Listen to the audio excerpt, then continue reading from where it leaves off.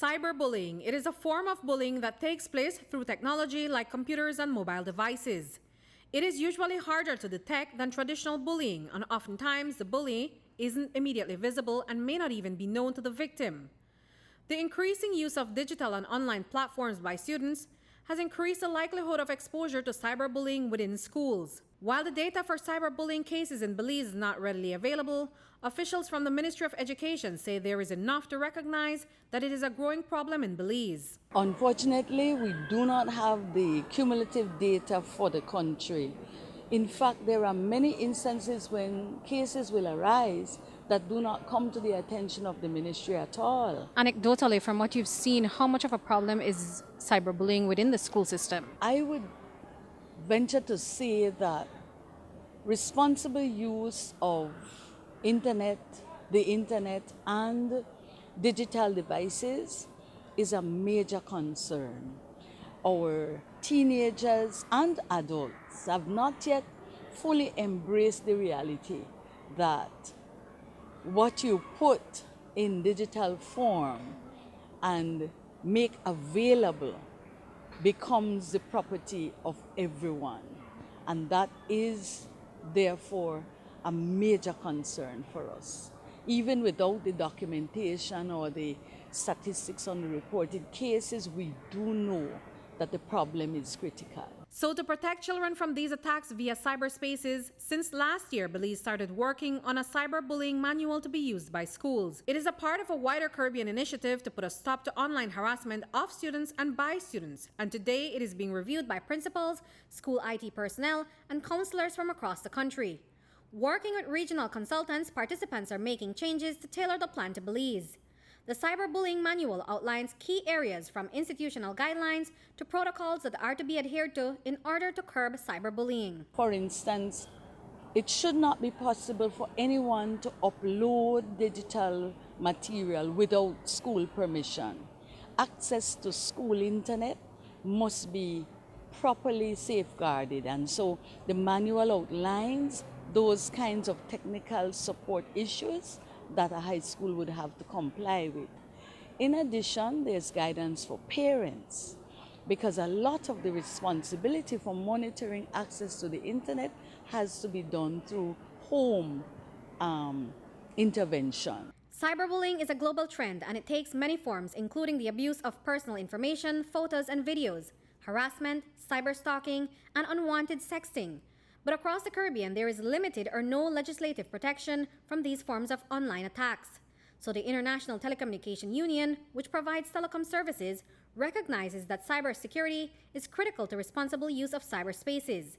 They now work with Caribbean member states, including Belize, to develop policies to help protect individuals, especially young persons who use the internet. The first one deals with children in particular.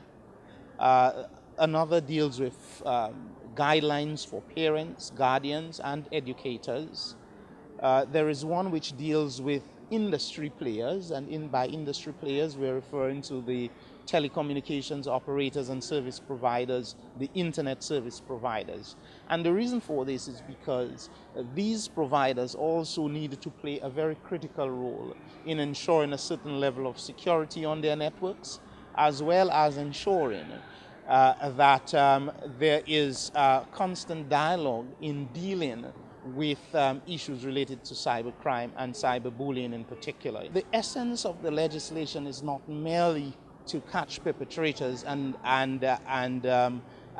punish, but to create the framework for redress by the victim, as well as to define the framework for the rehabilitation, if you like, or for the assistance, therapeutic assistance or otherwise, to the perpetrators themselves, because they too may be in need of assistance, and especially if the perpetrator happened to be another young person.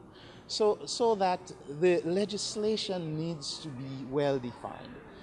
We are hoping that out of this discussion, there would be engendered in the minds of our key policymakers at the education level, at the jurisprudence level, at all national fora to see the critical importance of child online protection. For indeed, you would essentially be saving the future of Belize. But with or without cyberbullying laws, the ITU says there are things parents and schools can undertake within their own spaces to better protect against cyberbullying or to prevent it from happening. Ensuring, first and foremost, that children are exposed to the right kind of material.